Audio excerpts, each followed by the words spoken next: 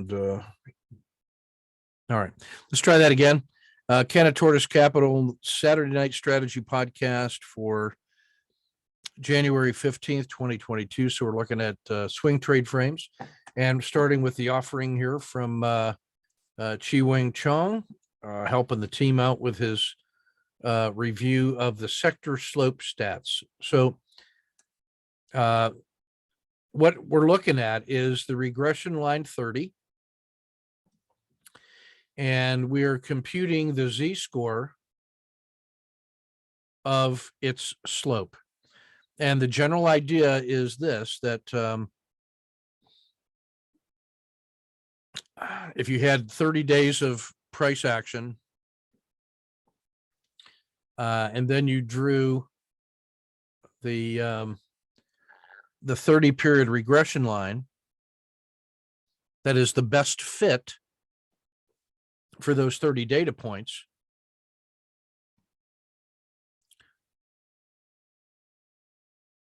that the degrees of that angle alpha tells you about how strong that trend is compared to the flat line neutral.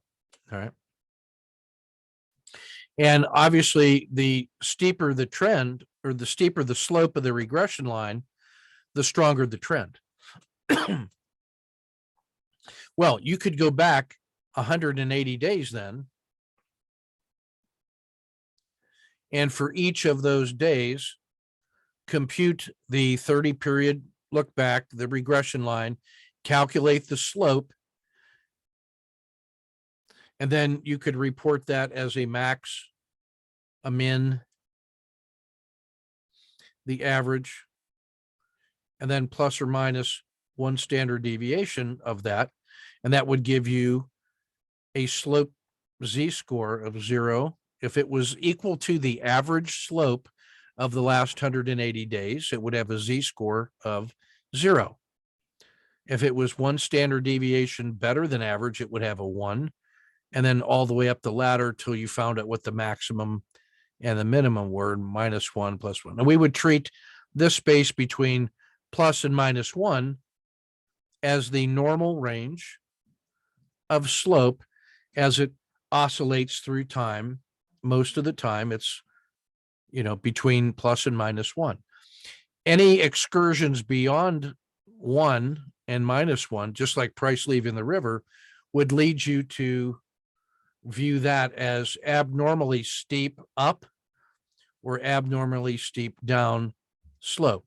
Now, it's important to notice that the average slope with a z-score of 0 doesn't mean that the slope is necessarily 0.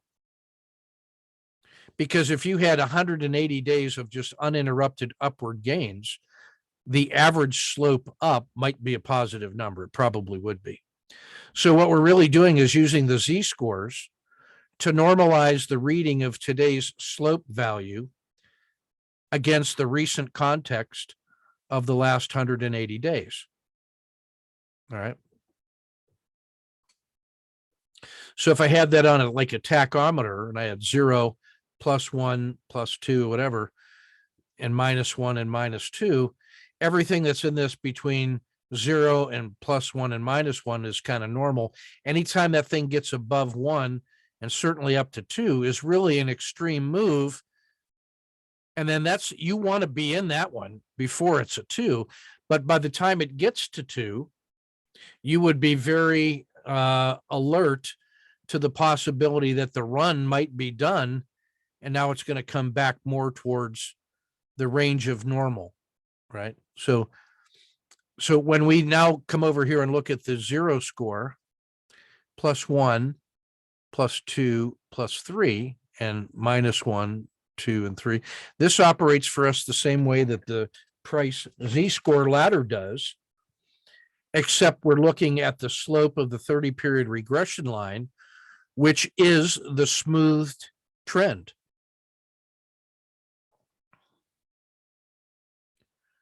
It equals the trend. And then the slope is equal to the health of the trend. So now let's take a look at the S&P. We know that the S&P is constructed of a bundle of subordinate sectors. So it has tech and biomaterials and all that stuff. So it's almost like pieces of twine that make up a rope. Collectively, that whole thing becomes SPY going north, right?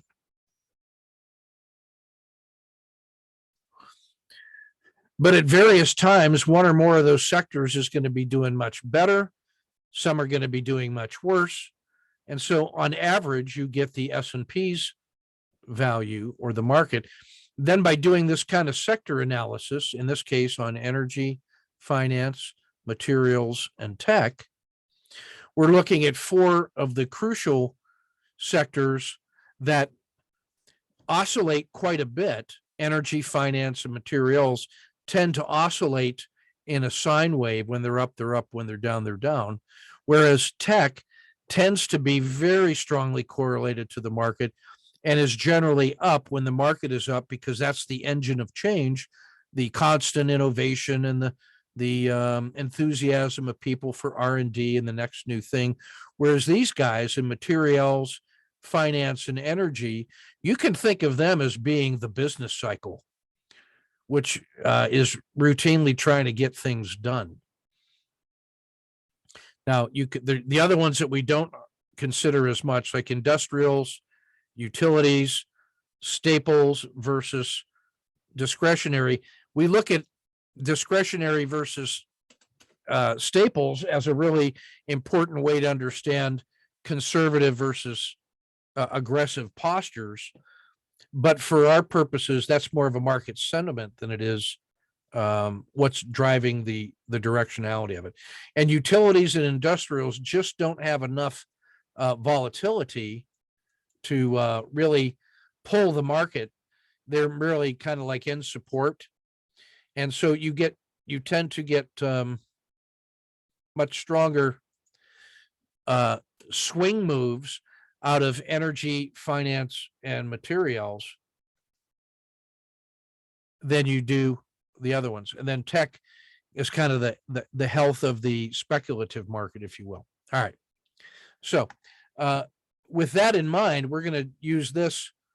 We're going to see in this chart exactly that phenomenon, how these guys take turns being the leaders and the laggards. So the first thing that I want to do is look at the S&P. That's the purple line. And we're going to see back in October, there was a moment when everything was kind of around the zero line. Only energy had lagged, but the other ones, tech, materials, and finance, were all pretty tightly clustered right around the average. And when all of a sudden you saw the S&P take a nosedive of 3.5 sigma. That's how bad that slope got. And then, so you knew it was something when it broke 1. It was really something when it broke 2, and then the flood was released until here. It turns out that this was a pretty interesting way to start getting a lot of swing trades on the SSCs as the market began to heal. When the market was getting smashed, notice that the only thing that wasn't getting smashed was energy. In fact, one of the contributors to the sell-off in the markets was rising costs of oil, which was then driving up the price of that whole sector. So here's a case where you had a clear differentiation between the direction of a sector and the direction of the larger market, which meant that in that time, you wanted to be aligned with energy on the long side and playing defense, or even being actively short on the S&P. Finance in the green matched the S&P kind of word for word until it got as bad as it could be. And then we started pumping. And then the banks started to get better in a hurry. But that the lag in materials and tech lasted a lot longer. So materials it waited till this long to turn, whereas finance had already started to turn here. The market waited to this long to turn. Tech didn't turn until here. It was the last. So instead of leading the market out of the slump, it was the laggard. Why was that the case? Because all of those tech companies had become so inflated and they got smashed so hard that people were bruised, and that there were signs of life in the market in other parts of the business sector. In fact, all of the other sectors, and then tech finally came on board. So if you were a tech trader, this might be one of those times you say, wow, I can really pile on now because the market is already healing. Materials are healing, finance is in place, energy is still strong. And now this is the great tech move.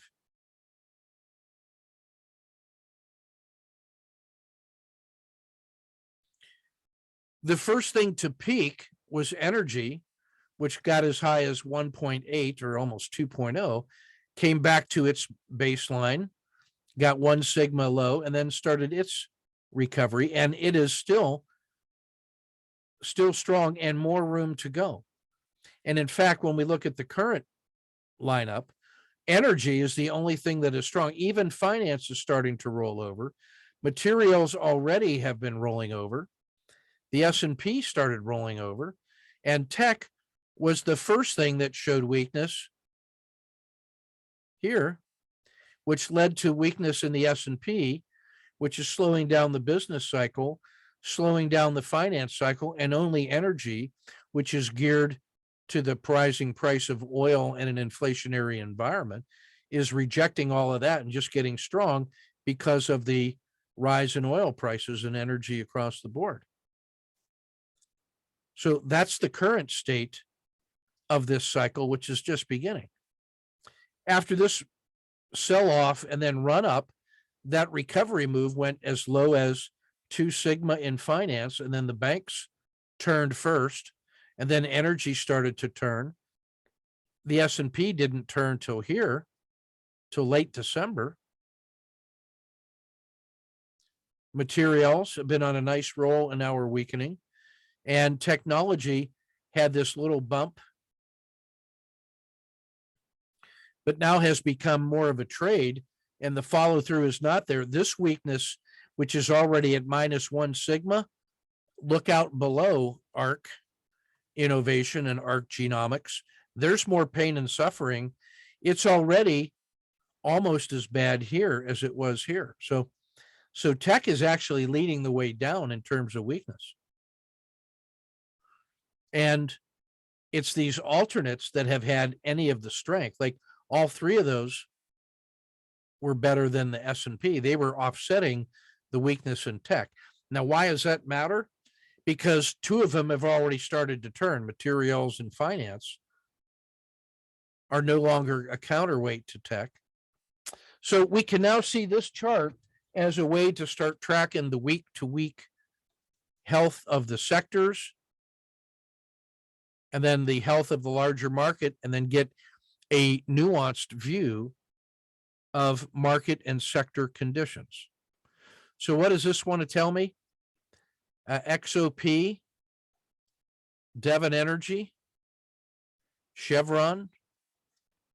When this rolls over, I'm thinking SCO for the triple inverse oil, and then all that's being driven by oil as the crucial player, right? One of the things that might cause these guys to turn around is if oil prices get capped and start declining, that actually supports ongoing business operations. So the expectation to me would be that when oil turns first and energy starts selling off, that's when you get a boost, that final boost to those other sectors. Declining oil prices will help them with energy costs until their price is super saturated, and then it works back to the median or the long-term average.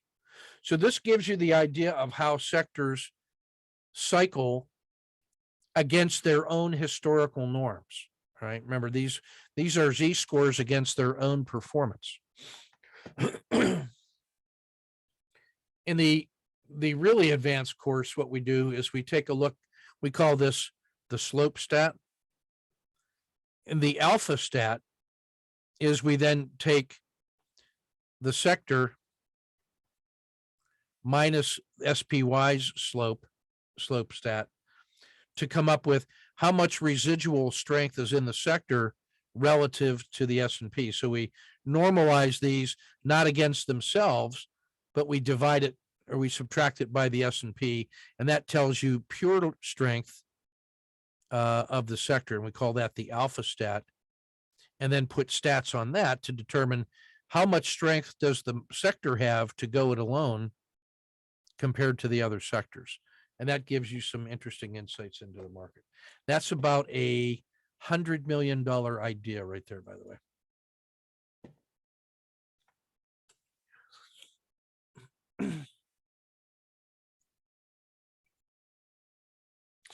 Another nice one that shows the relative weightings of the different sectors and their sizes.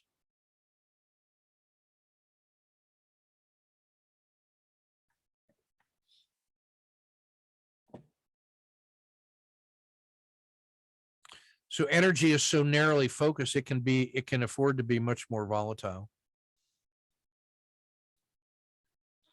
And the same with financials and materials. They can kind of go their own way. So the very fact that they are so narrowly defined actually gives them room to create large volatile moves. Whereas things like staples, healthcare, consumer discretionary are kind of so broadly constructed that that they get more of the market effect than otherwise. Okay. Let me know in the chat if you found that to be helpful.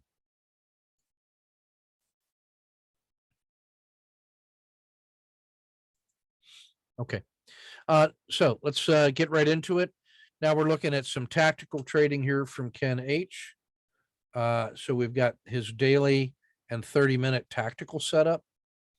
On the daily, I'm liking the rising lows, which means there was a COTA 2 back here around 23, which he got into.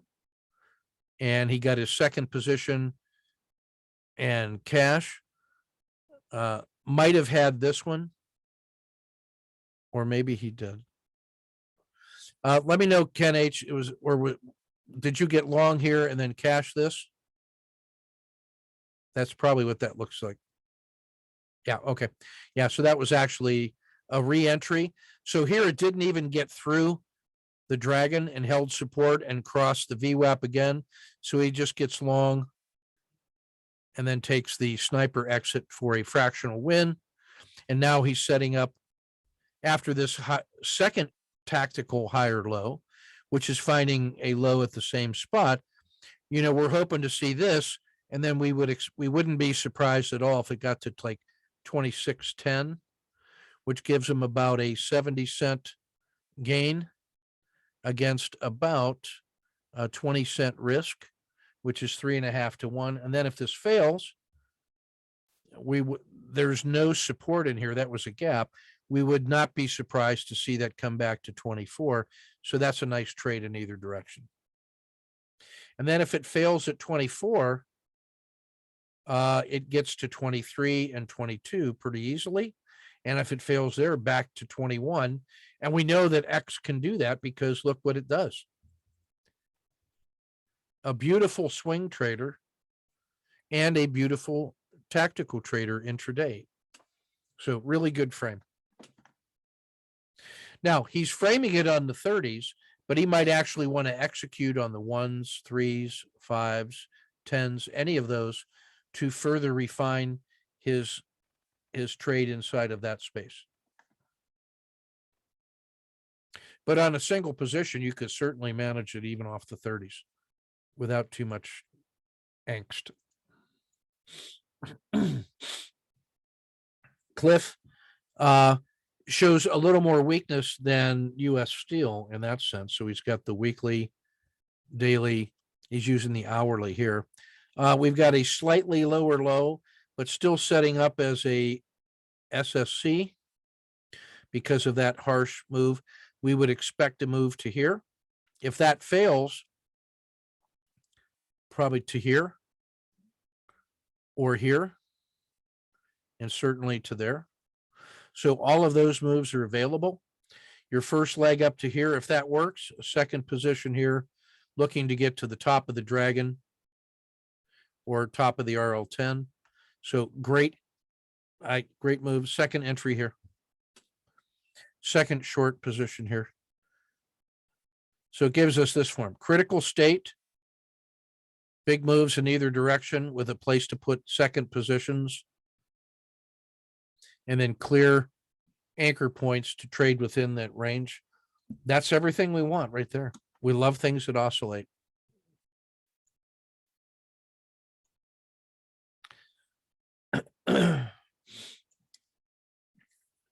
John Deere, tractors and robots.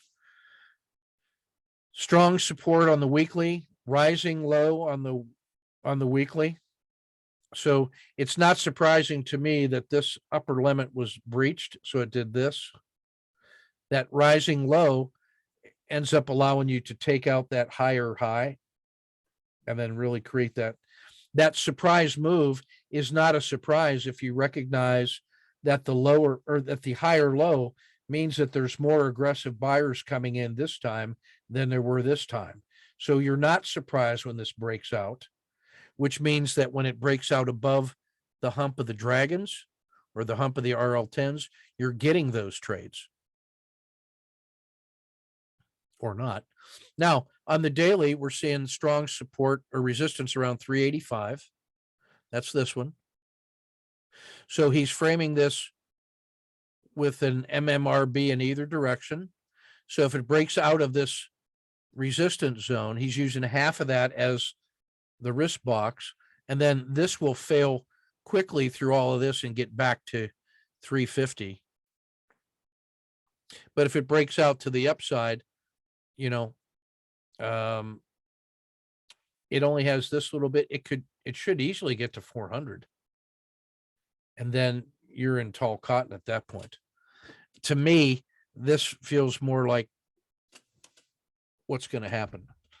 Although I like the fact that it has held 1, 2, 3 times while the market showed a little weakness. This thing was holding steady. So there is some upside argument on this one. I like John Deere.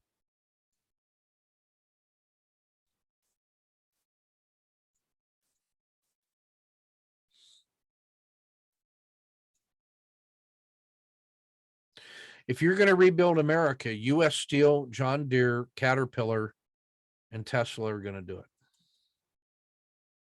That's just a fact. So weekly, daily, hourly. So orderly. Took out the emerging dragon. Nice. Building on momentum. No resistance overhead on the daily. Plenty of room for this to get up to 242. So that's about a $15 move. He's looking at a $2 risk on a $15 gain. That's about 7-1. Man, that's the no-brainerest trade you ever saw. The short side trade is also easy to see. Getting short in here. Target 1, target 2, 218. So that's -8. That's an $8 move on a $4 risk or a $2 risk. That's 4-1 to the downside. That can be done. Nice. Critical state. XOP, oil exploration. Support, higher support. So now we would not be surprised to see this break out. And it's on the cusp of doing that. And no resistance in sight on the hourly. Nice tight risk box of $2. And this thing can easily go like there's 111 and here's 107.5. That's a $4 move intraday. And he's managing $2. So you can intraday this thing and then keep a piece for a swing. I would be keeping the piece for the swing. If it fails, I also like it coming back to 104, 99, 95, 92. So you have that whole downward price spiral. That's the least likely. But there you are. That's a good one. Great intraday trader. One of the top 30 based on volatility and liquidity. Great way to trade the energy sector.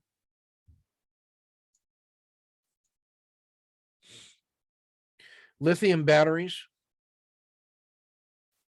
A great trader again. Support around 78. That higher low then makes that thing just burst. The higher low made that burst above the resistance. This is the first crack that we've seen in this in a long time to find basic economic support at 80, I would say. And that's just a recognition that there's 1.6 billion internal combustion engine vehicles on the road and only 30 million electric vehicles. And if you're going to convert those to that, it needs batteries. And if you need batteries right now, you need lithium. So there is some economic value of lithium, the fundamental industrial value that's just never going to go to zero. And so 80, if you're still able to get it under 90, that doesn't feel stupid. And so the ability to, here's where it gets to 86 and you get a chance to play 83 to 86, 86 to 90. That's $3. That's $4. And he's talking about a 80-cent risk. That's almost 10 to 1 to this and 4 to 1 to here. That's easy to see. And if you made that move, and if it makes this move and starts to stall, of course you capture that. You don't let it come back to this price level like it has the last two times. But if it breaks through there, you can get a second position and off you go from 86. Now the same thing here at 90. You don't let it get to 90 and fall all the way back. You play the 2-hour battle drill at those known resistance levels. But that one looks like a no-brainer up and a no-brainer down. But long-term, that's a must-have.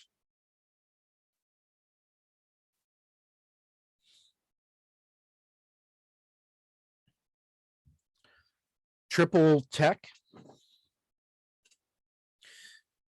And you can just feel that downward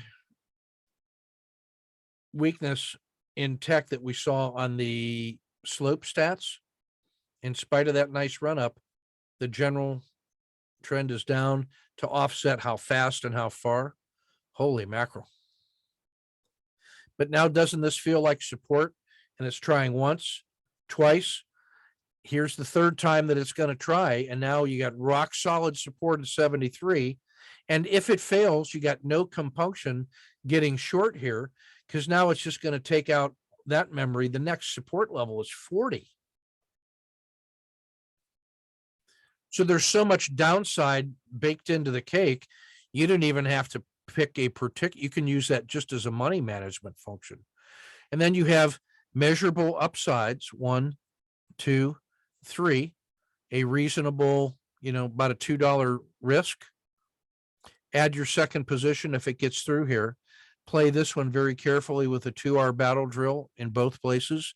And then you can breathe a sigh of relief if it gets above 82, because then the market will be at all-time highs and tech will be back leading the way instead of being the laggard as we saw earlier. This is the same chart, only this is anchored to the NASDAQ 100 more specifically. Again, you can feel the downward pressure in spite of the increasing volatility. That means it's a great trader right now. This is very tradable intraday. Low, higher low, ready to uncoil and go to here. Safe, low risk, safe and low risk. I'd add a second position below 67. Routine. That's bread and butter trading right there.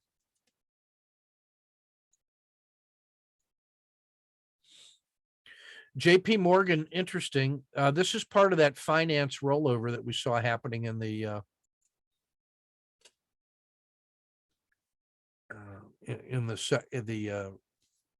sector Z scores. This is kind of the peak of that,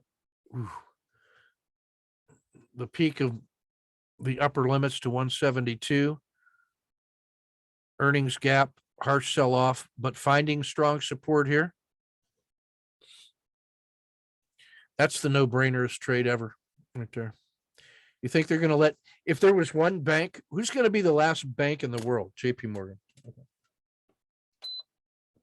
Because they own all the secrets and all the congressmen. So that one feels like a $2 risk against a $10 gain. No brainer. Tradable failure here down to 150, 140, 125. Good find.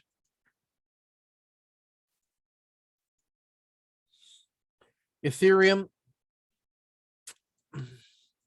extremely tradable in small chunks.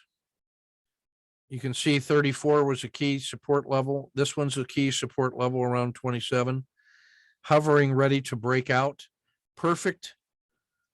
One step, and then if it breaks above 30, add. But again, always ready at these resistance levels to cash the turbo portion.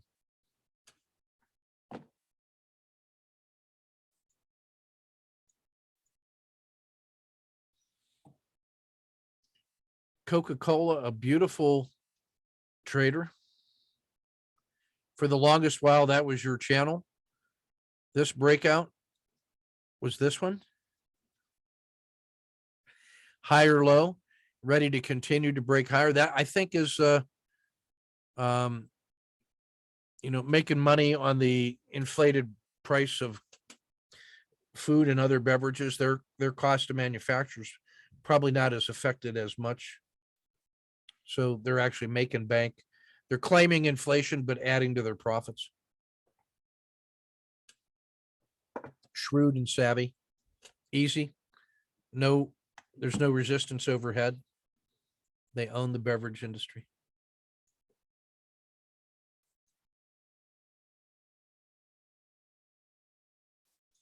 Last one here, Procter. I like this. 1, 2, consolidate and go. Targets. 3 clear targets to the upside. 1, 2, 3. Each one of those is bigger than the risk box he's drawn. And then the downside is 1, 2, and add a second position here. Perfectly postured for a critical state trade. Great shape. The default is back up because of all this. There's a lot of true believers that are buying the dip, and I want to be one of them. I just don't believe in it, but I'll play that role on TV. All right, great work, Ken H. And those of you that are out there in the sound of my voice that want to get better at swing trading, if you want to get better at swing trading, put your best ideas in here. Start with one, get the feedback, get better at it, and you'll do fine. Meanwhile, leverage Ken H's good hard work shamelessly. That's what I do. So good work, fellas. And that's everything I got. I think the Q&A session from earlier today was pretty well done. And you guys, I would listen to that tomorrow and think about it on Monday because we have some time with the market closed. I think it's closed on MLK Day. Can somebody check my oil on that? Market open or closed on Monday? That's how tired I am. I think it's closed. So I would pay attention to that foundations Q&A. It was early, so it hit some foundational ideas that I think were really important about plan, prepare, execute, assess, about the zero state, about the 5 ways of knowing, about emotional bank accounts, a lot of foundational emotional elements in that I think we did a pretty good job with. Right. So good set of questions from the fellas. And that's everything I got for you. And we'll see you tomorrow night, 8:30 for some more day trade frames. Or and maybe I think Monday night what we'll do is maybe a Q&A session again, just open topics. If there's things you'd like to hear me lecture on, send me an email, and I'm happy to help. All right, fellas, good work. See you tomorrow. Be safe out there.